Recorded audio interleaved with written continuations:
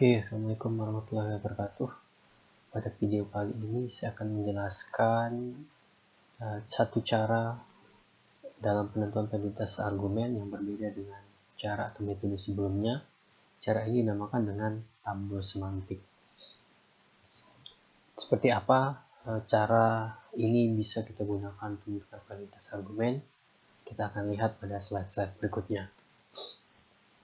Nah, sama seperti pengerjaan pada metode sebelumnya, di mana kita menggunakan metode counter model. Di situ bahwa berangkat dari penentuan validitas menggunakan tabel kebenaran itu membutuhkan waktu dan juga space gitu, besar gitu ya, karena kita nanti perlu membuat tabel kemudian menyesuaikan dengan banyaknya proposisi atomik. Nah, ada cara lain selain juga cara kemarin yang kita pelajari, yaitu dengan menggunakan counter model. Nah, di sini dinamakan dengan tableau semantik. Jadi tableau semantik ini masih sama dengan kemarin counter model, yaitu di sini menggunakan strategi pembalikan atau menegasi kesimpulan. Nah, seperti apa ini bisa kita gunakan? Kita next. Jadi tableau semantik itu sebelum nanti akan kita gunakan, nah kita perlu tahu tableau semantik itu seperti apa. Jadi tableau semantik ini berisi aturan-aturan tertentu gitu ya, yang mana nanti akan berbentuk seperti pohon terbalik dengan cabang-cabang dan ranting yang relevan. Nah, nanti kita akan lihat gitu ya, pohon terbalik seperti apa yang dimaksud. Jadi dalam strategi pembalikan yang sudah kita lakukan pada cara sebelumnya, bahwa kita memisalkan premis-premis itu bernilai true atau benar dan kesimpulan bernilai false. Jika bisa dibuktikan maka itu yang tidak valid gitu ya. Nah, jika tidak bisa ditentukan atau tidak sesuai dan berbeda hasilnya, maka itu yang valid. Nah, begitupun nanti dengan tableau semantik masih sama kaitannya dengan penggunaan strategi pembalikan. Nah, nanti bisa kita lihat bagaimana kita bisa menggunakan tableau semantik ini. Nah, ini adalah aturan-aturan ya yang perlu kita ketahui jika kita ingin menyelesaikan dengan menentukan validitas argumen dengan menggunakan tableau semantik seperti itu ya. Nah, ini adalah aturan-aturan tableau semantik, ya, di mana aturan-aturan ini nantinya mengarah kepada operator juga pada akhirnya gitu ya. Jadi operator nanti yang menentukan. Dikatakan bahwa aturan tabel semantik ini berbentuk pohon. Nah, berbentuk pohon ini nanti kaitannya dengan adanya cabang ataupun tanpa cabang. Nah, kita lihat aturan-aturan di sini. Yang pertama yaitu konjungsi A, konjungsi B, atau A dan B gitu ya. Maka ini membentuk satu garis gitu ya, satu cabang saja. Nah, itu perlu diingat, konjungsi ini nanti kita buat lurus begini ya. Kemudian disjungsi atau gitu ya, ini nanti akan membentuk dua cabang. Nah, ini A atau B, maka dapat digambarkan menjadi dua cabang, ada A, ada B. Kemudian implikasi jika A maka B. Nah, implikasi jika A maka B ini karena ia ekivalen dengan di sini negasi A atau B, yang artinya berarti di sini mengikuti aturan nomor 2 tadi gitu ya. Berarti negasi A bercabang gitu ya, dan juga negasi B. Nah, ini yang dimaksud implikasi ini gitu ya. Jadi tetap kita menggunakan aturan nomor 2 karena ini ekivalen dengan disjungsi tadi. Kemudian yang 4 ini biimplikasi. Biimplikasi itu berarti dua kalinya implikasi ya. Nah, kalau dijabarkan nanti akan membentuk dua cabang A dan B, negasi A dan negasi B. Nah, ini kalau kita lanjutkan berarti ini nanti AB satu cabang, ini juga negasi A, negasi B satu cabang, seperti itu. Kemudian negasi A akan menjadi A. Negasi dari konjungsi negasi dalam kurung A dan B itu nanti akan menjadi negasi A, negasi B. Karena kalau kita masukkan negasi ini maka nanti berlaku hukum De Morgan sehingga di sini menjadi negasi A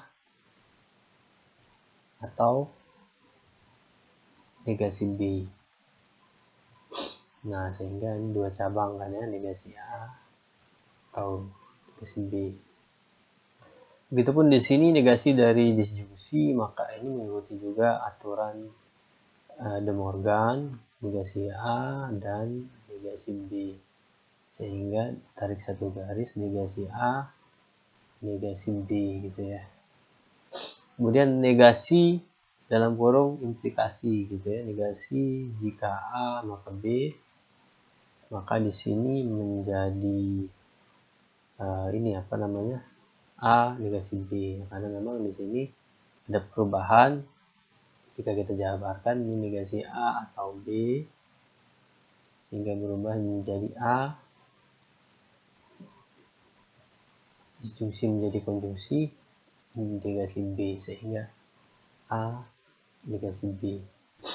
Kemudian ini negasi dari B implikasi setelah dijabarkan nanti akan menjadi dua cabang A dan negasi B, kemudian negasi A dan B, seperti itu. Jadi ada prosesnya di sini.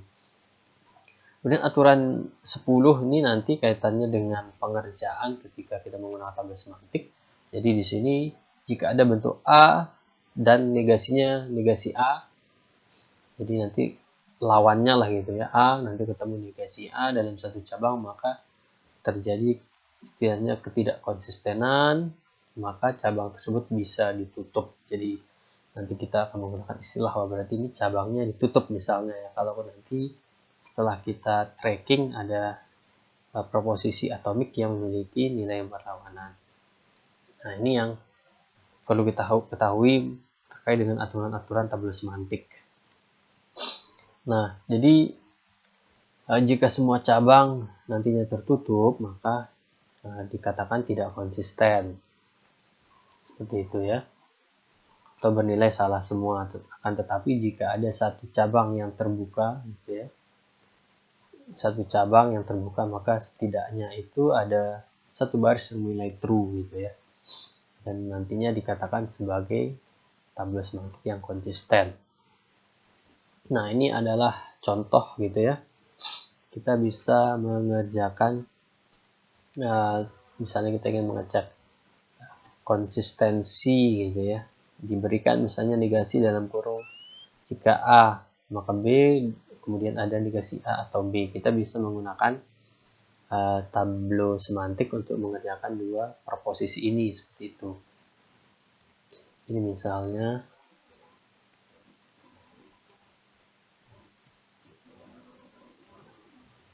di sini ya. Nah, di sini sebenarnya sudah dikerjakan, tapi biar terlihat lagi. Nah, jadi ada negasi dalam kurung jika A maka B, kemudian ada negasi A atau B gitu ya. Nah, untuk menggunakan tabel semantik ini jadi kita akan memproses setiap setiap proposisi ini menggunakan tabel semantik. Jadi kita nanti akan menyambungkan istilahnya ya proposisi ini nanti dengan aturan tabel semantik. Jadi kita bisa memulai dari salah satu gitu ya. Misalnya yang kiri ini dimulai dari negasi A atau B. Jadi di sini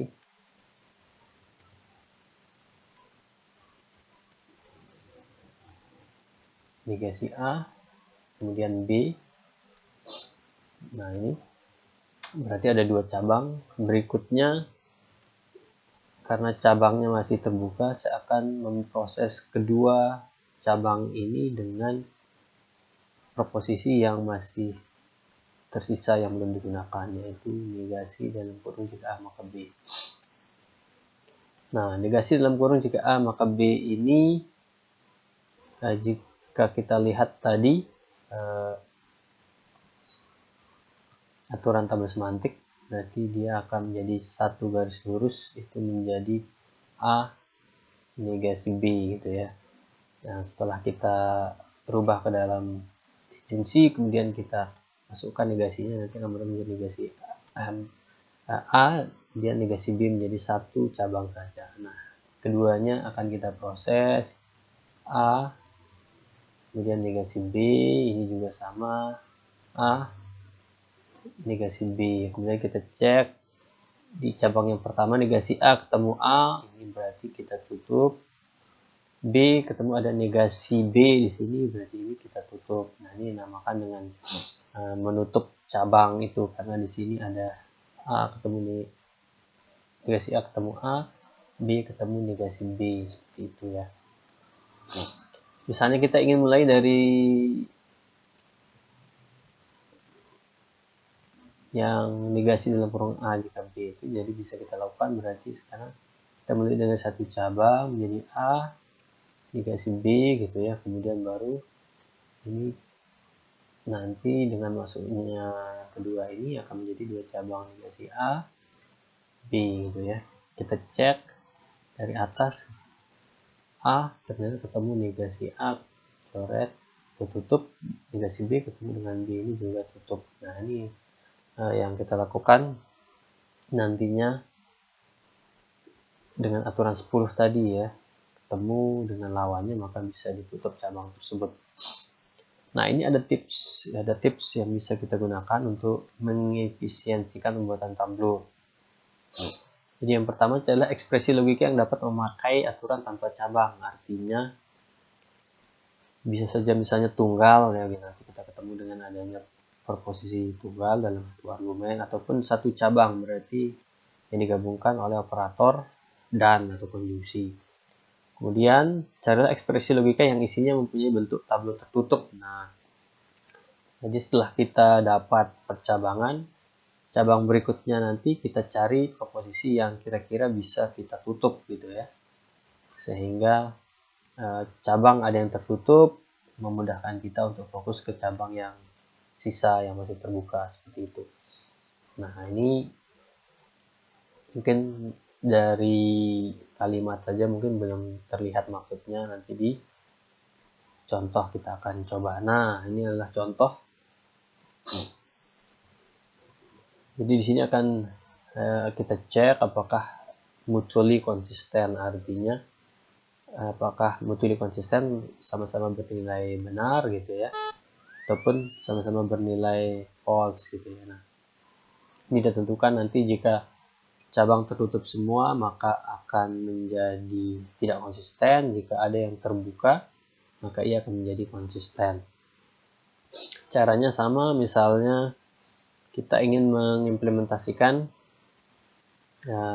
ini yang tadi ya, apa namanya, tips yang tadi.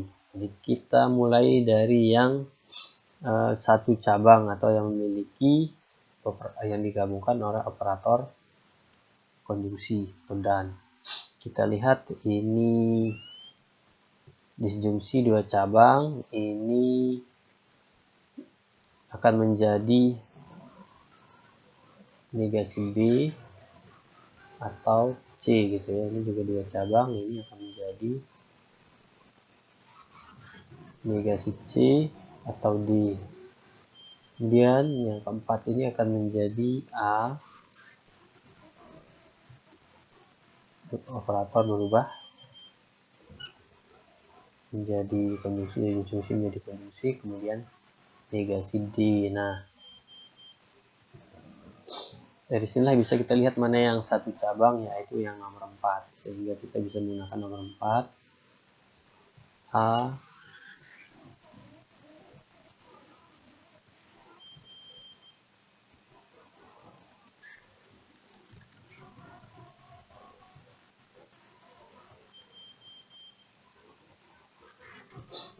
jadi A, kemudian negasi D. Nah, kita sudah menggunakan nomor 4 ya. Berikutnya tadi kita cari yang kira-kira nanti bisa tertutup cabangnya, karena ada yang berlawanan dari yang sudah kita kerjakan di sini. Nah, kita lihat. Nah, bisa saja A, kita cari yang ada lawannya negasi A, ataupun negasi D yang ada lawannya yaitu D. Nah, kita bisa menggunakan 1 atau 3 di sini ya kan, nanti bisa menutup. Misalnya kita gunakan 1, cabangnya ada 2, ini menjadi negasi A, kemudian B, sehingga kita bisa tutup A ini karena ketemu dengan negasi A. Jadi cabang yang kiri ini kita tutup sehingga kita bisa fokus ke cabang yang terbuka yaitu B. B kita cari kira-kira mana yang nanti bisa tutup. Kita cek dari atas juga ya. Misalnya nanti negasi D ketemu dengan D, atau di sini B ketemu dengan negasi B misalnya. Nah, di sini yang belum itu adalah 2 dan 3 gitu ya. Nah, kita bisa menggunakan salah satu, misalnya yang 2 nanti menjadi negasi B, kemudian C gitu ya. Negasi B, C, B ketemu negasi B, ini kita tutup. Ini menggunakan yang 2 ya. Dan terakhir, satu cabang ini nanti akan kita proses lagi menggunakan posisi yang belum digunakan, yaitu di sini nomor 3 gitu ya. 3 itu negasi C, D. Kita cek dari atas, kita track gitu ya. Kita trace dari sini A gitu ya, kita cek. Nah, di sini ada 2 cabang masuk ke yang kiri, misalnya C ketemu negasi C, ya ini tutup. Dari atas negasi D, ternyata ya ketemu dengan D, ini juga tutup. Sehingga secara bersama-sama ini ditutup semua gitu ya. Ditutup semua. Nah, untuk memulai dari pengerjaan ya, karena tadi ada tips gitu ya, tips untuk mengefisiensikan pohon tablo ini, karena kalau kita asal gitu ya, bisa jadi akan banyak cabang-cabang yang terbuka. Nah, dengan cara ini dimaksudkan itu untuk menutup cabang sehingga lebih sedikit cabang yang terbuka itu, maka kita bisa fokus mengerjakan cabang yang terbuka tersebut. Bisa saja kita mulai gitu ya, misalnya untuk perlihatkan kita bisa mulai mungkin dari yang 2 cabang gitu ya. Di sini misalnya dari nomor 1 kita mulai di sini negasi A, kemudian B. Nah, dari sini berarti 2 cabang terbuka kita harus proses semuanya.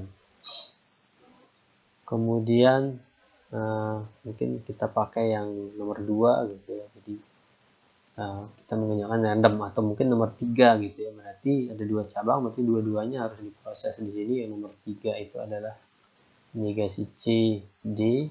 Ini juga negasi C, D gitu ya. Ini tadi nomor 1, ini nomor 3. Nah, ada 4 cabang yang kita cek belum bisa kita tutup ya, sehingga kita harus proses semuanya. Kita di sini punya ini 1, 3 ya, 2, 4 belum. Kita coba yang 4 ini 1 ini ya. 4 ini 1 cabang A, ini guys, D, ini juga A, ini guys, D, ini juga sama A, ini guys, D, ini juga sama A, guys, D. Jadi terlihat di sini karena kita tidak menggunakan tips tadi ya, kita harus proses banyak cabang dengan cara yang sama gitu ya. Kita cek negasi A ketemu A, ini bisa kita tutup. Ini ya, A ketemu negasi A.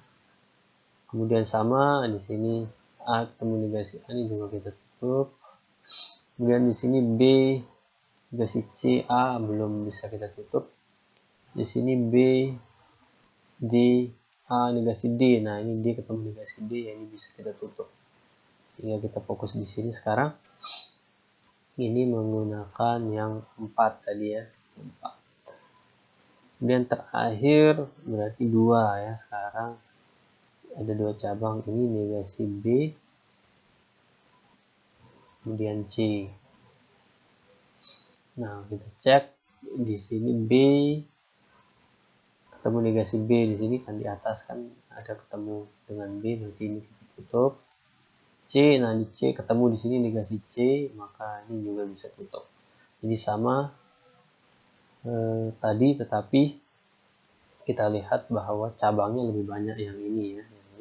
Cabangnya ini lebih sedikit, lebih efisien gitu ya, dengan tips yang tadi diberikan seperti itu. Nah, ini di slide juga ada pengerjaannya. Nah, di sini dijabarkan juga aturan mana yang dipakai gitu ya. Nah, ini bisa dilihat. Jadi seluruh tabel tertutup, artinya kesatuan ekspresi tersebut tidak konsisten. Nah, ini untuk melihat gitu ya. Kalau tadi kan tertutup semua itu artinya false gitu ya, false. Nah, bagaimana dengan yang ada cabangnya terbuka? Jadi di sini dicontohkan ada 3 atau negasi B, B dan negasi C. Jika C maka A. Jadi di sini yang nomor 2 ya, nomor 2 B negasi C, kemudian 1 di sini A negasi B, B ketemu negasi B ditutup, kemudian A, cabang A ini masih terbuka, kemudian terakhir negasi C A ini ya, negasi C A. Ini tidak ditutup gitu ya, tidak ditutup karena memang tidak ada lawannya, berarti ada 2 cabang yang terbuka. Nah, kita lihat, kita bisa cek gitu ya, yang terbuka ini nanti diberikan nilai true gitu ya, atau benar. Dari A ini true, negasi C ini juga true, maka value C itu adalah false gitu ya. Ini kan negasi C itu true, maka C nya itu false. Maka bisa kita cek nilai dari yang ketiga ini, C nya kan true gitu ya, C nya ini false, salah gitu ya, salah. A nya tadi benar, maka nilai ini adalah benar. Nah, ini berarti benar-benar kan. Kemudian dikasih B itu tertutup, maka dikasih nilai F atau salah, berarti B itu true atau benar. Jadi pada baris kedua B tadi itu adalah benar, dikasih C tadi apa, dikasih C itu juga benar tadi ya, dari sini karena terbuka maka ini juga bernilai true gitu ya. Nomor 2 ini benar. Kemudian nomor 1 A tadi true, dikasih B tadi adalah false. Nah, ini benar, ini salah, maka menjadi benar. Nah, jadi kalau ada yang terbuka gitu ya, berarti diperlihatkan itu adalah konsisten. Betul, konsisten artinya benar, bernilai benar secara bersama-sama. Seperti itu pengujiannya. Nah, bagaimana dengan penentuan validitas argumen? Nah, untuk bisa menggunakan tabel semantik ini untuk validitas argumen, maka kita menggabungkan dengan strategi pembalikan, di mana ini dilakukan dengan menegasi kesimpulan gitu ya. Nah, ini menegasi kesimpulan.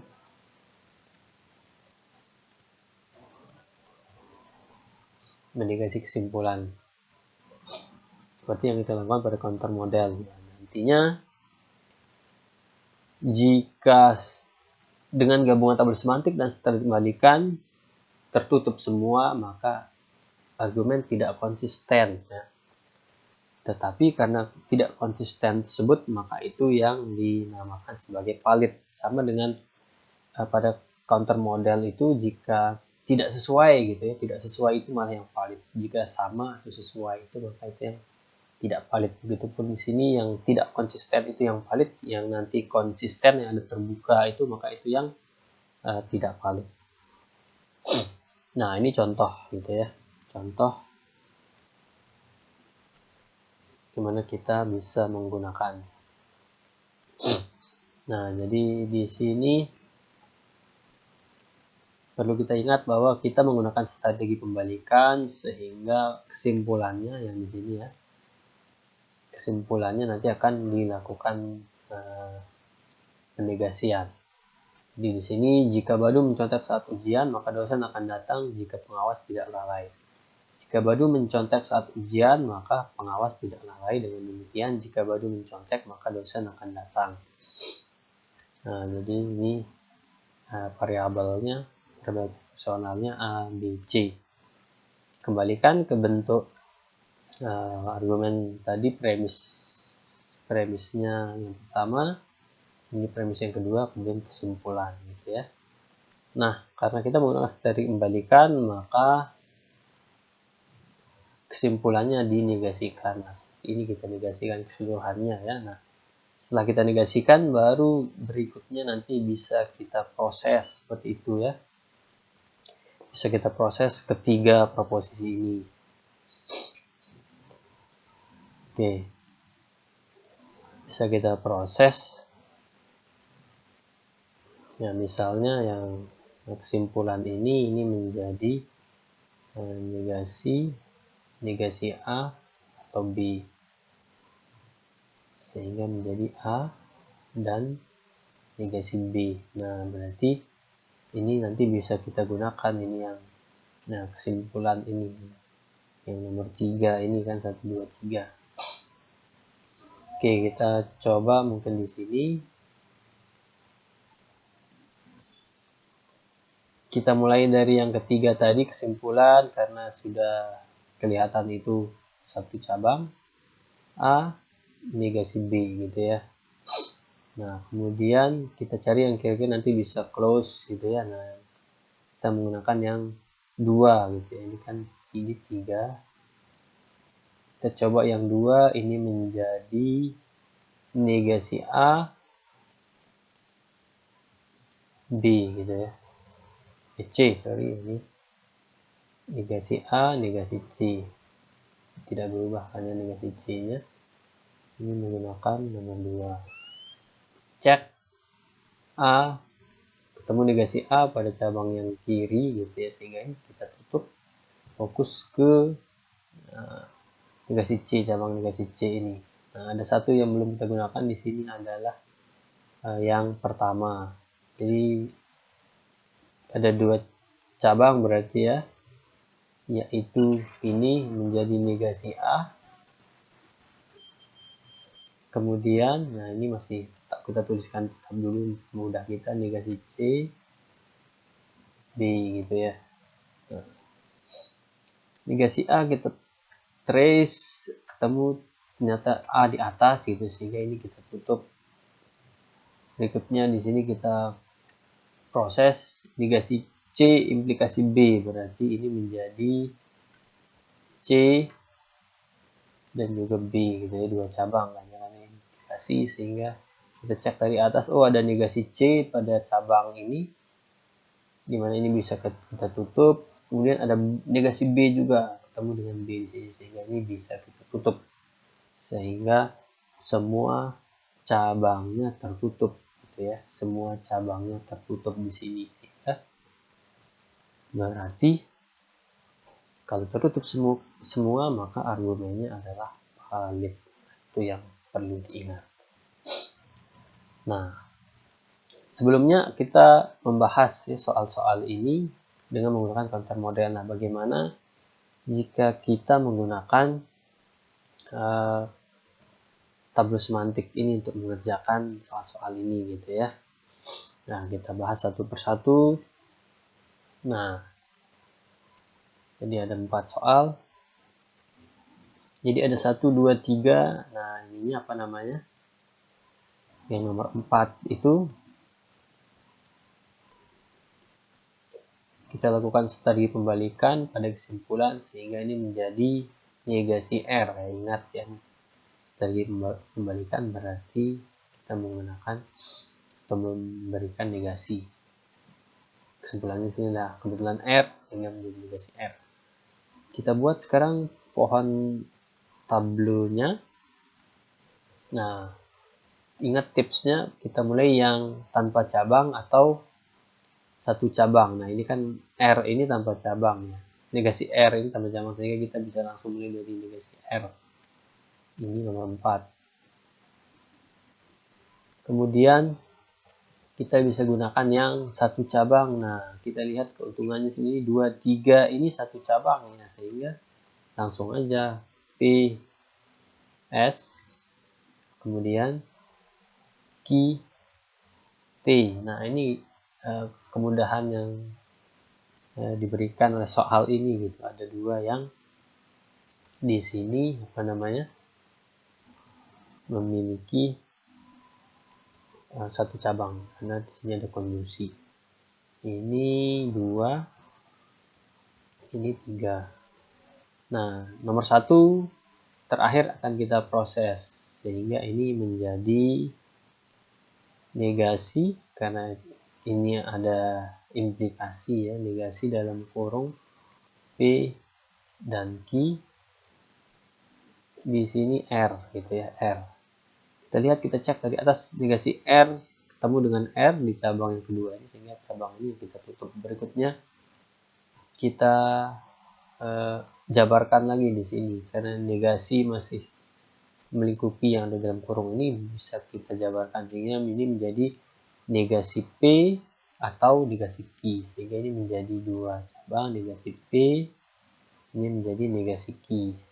Kita cek dari atas, P ketemu negasi P di sini ya, dan di sini ada P ya, sehingga ini tutup. Negasi Q juga ketika kita track dari atas, cabang yang kedua ini ketemu di sini, sehingga ini juga tutup.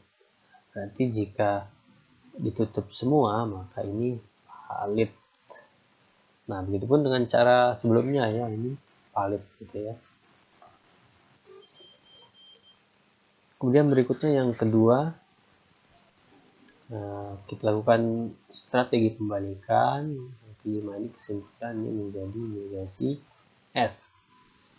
Kemudian kita mulai membuat pohon tablonya. Kita mulai dari negasi S karena ini tanpa cabang gitu ya. Kemudian negasi R ini juga ya, ini 5, ini 4. Berikutnya kita cari yang kira-kira bisa ditutup. Ada negasi S, ada negasi R. Kita cari yang S atau cari yang R. Ya 2 ini kita coba 2 ya. 2 ini menjadi negasi Q dan juga R. Nah, yang kanan ini bisa di depannya negasi R ketemu R, ini ditutup. Fokus ke negasi Q. Ini tadi 2 ya. Yang belum kita gunakan di sini adalah 1, 3 gitu ya, 1, 3. Nah, berikutnya yang kira-kira bisa kita tutup. Nah, di sini adalah kita coba 3. 3 itu negasi P implikasi terhadap S. Negasi P. Harusnya tanpa negasi ya, karena negasi P, jadi ini menjadi P dan juga S. Kita lihat S ini ternyata di atasnya gitu ya, setelah di trace ketemu dengan negasi S, sehingga ini kita tutup. Nah, ini 3 sudah kita gunakan. Terakhir sekarang berarti 1 ya. 1 itu jika P maka Q, ini menjadi negasi P Q ya. Kita cek dari atas, kita cek P di atasnya jelas ya, di situ ketemu negasi P dengan P. Q ini ketemu di sini ya, masih satu cabang, kalau kita trace ke atas ini juga ditutup, sehingga ini valid ya. Nah, dengan kontur model juga kemarin kita buktikan bahwa ini juga valid. Nah, yang ketiga sekarang, berikutnya kita lakukan SP strategi pembalikan, berarti negasi dalam kurung negasi R maka negasi P gitu ya. Nah, kita rubah dulu supaya memudahkan kita nantinya. Negasi dalam kurung ini menjadi R atau negasi P, tetap ya negasi P nya. Rubah lagi ini menjadi R dan negasi R dan P gitu ya, karena De Morgan kan ya berubah. Nah, kita dapatkan ini 1 2 3. Nah, kita mulai pas di sini kesimpulan atau yang ketiga ini satu cabang, yaitu dikasih R, P gitu ya. Ini nomor 3. Berikutnya 2, karena di situ ada R ketemu dengan dikasih R, dan nanti bisa kita tutup. Nanti di sini Q, ini R. Nah, ini kita tutup. Ini nomor 2. Kemudian terakhir jika P maka Q, berarti menjadi 2 cabang, dikasih P kemudian Q. Kita lihat, oh di sini P ketemu negasi P, ini tutup. Q kita cek ke atas, oh terbuka ternyata ya, terbuka P ini, sehingga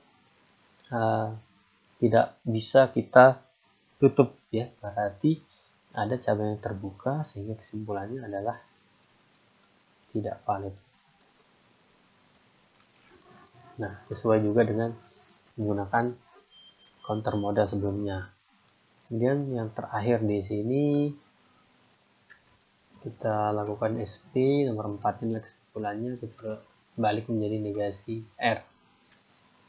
Nah, berarti sekarang kita mulai dari negasi R sini gitu ya, nomor 4 tambah P karena ini sudah atomik, jadi mulailah dengan yang posisi atomik, nanti akan memudahkan untuk mengecekkan. 3.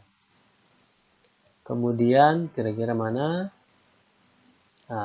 P nanti ketemu dengan negasi P di sini, sehingga kita coba yang 1 ini menjadi negasi P kemudian Q. P ketemu negasi P, jelas kita tutup. Kemudian cabang terbuka ini Q. Kemudian terakhir di sini yang 2 ya, 2 belum kita gunakan, 2 menjadi negasi Q kemudian R gitu ya. Ini nomor 2. Kita cek negasi Q ketemu Q, ya jelas kita tutup. R di sini ternyata ketemu dalam satu baris gitu ya. Cabang yang bisa kita tarik ini pada paling atas itu ada negasi R, sehingga ini tutup, sehingga kesimpulannya adalah valid. Nah, seperti ini kita mengerjakan penentuan validitas argumen menggunakan tableau semantik.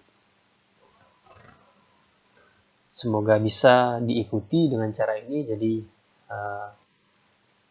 kita ingat aturan-aturan tableau semantik. Kemudian berikutnya kita lakukan strategi pembalikan dengan menegasi kesimpulan, baru kemudian kita proses gitu ya dengan tableau semantik, dan nanti pada akhirnya kita bisa lihat kalau tertutup semua itu adalah valid, jika ada yang terbuka maka itu yang tidak valid.